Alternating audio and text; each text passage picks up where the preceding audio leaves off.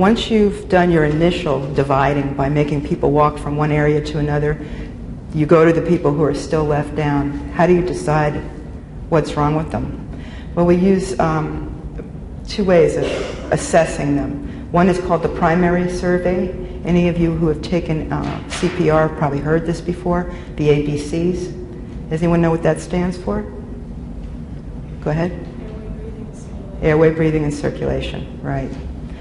You know, you can do wonderful chest compressions or put a pressure dressing on someone and stop the bleeding, but if they're not breathing, it doesn't do any good.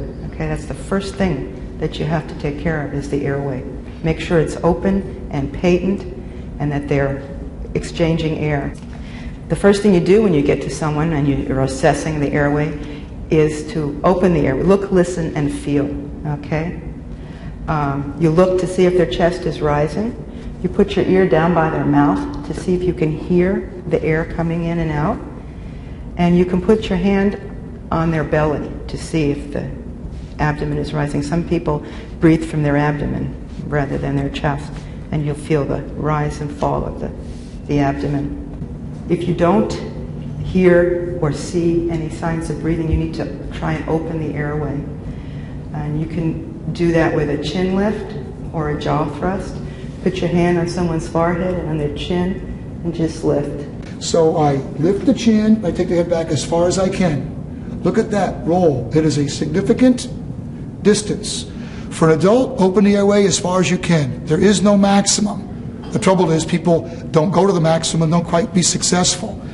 In a child, there's not so much of a tip as there is what we call a sniffing position where you bring them a little bit forward. Again, you can do that with the chin lift. Now, abnormal respiratory rates, okay? In an adult, anything over 20 is considered abnormal. Now, a lot of people will start breathing faster when they're stressed. All of us do. Your heart rate goes up too. But that usually stops after a short period of time. But if it continues, a rate over 20 is considered abnormal, and you should look for other signs of injuries to see what's causing that. In a teenager, an adolescent, also over 20. In a school-age child, anything over 25 would be abnormal. They breathe a little faster, usually. Toddler can go up to 30 and still be considered normal.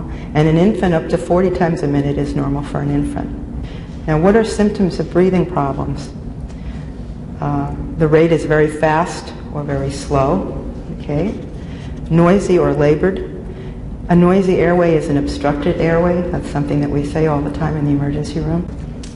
A change in skin color is also a sign of respiratory problems. You'll see paleness at first. A late sign is what we call cyanosis. People get a little blue and then purple, usually in their fingertips, their ears, their lips. That's where you see it.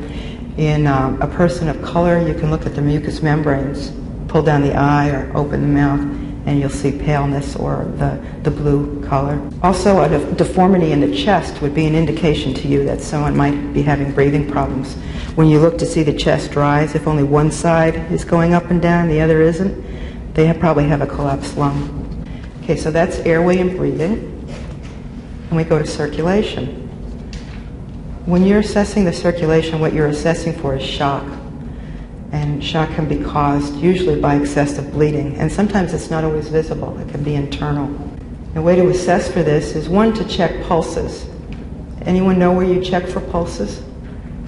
Right, the carotid is the easiest. It's also the closest to the heart. So you usually will feel a carotid pulse when you can't feel pulses in other areas. It's in the groove of muscles on your neck. Can everyone feel theirs? Don't press too hard. You can occlude it and then you won't feel it. And if you use your thumb, you'll feel your own pulse. So use your fingers, your 3 fingers. Another place is over the radial artery, which is by the thumb, okay? And again, don't press too hard or you'll occlude the artery and you won't feel the pulse. You also check capillary refill. And you do that, everyone can press your nail bed. You'll see it turns white or blanches, and then when you let go, it pinks up again. Okay? It should happen within 2 to 3 seconds. That's normal. If it's longer than that, the circulation is compromised. Now, in smokers, it often takes longer because their circulation is compromised from the chronic smoking. And the level of consciousness is another way to assess for shock. If someone is not totally alert, it's because blood is not getting to their brain. And so a sign of compromised circulation would be a lower level of consciousness, someone who's confused or unconscious, all the way up to unconscious.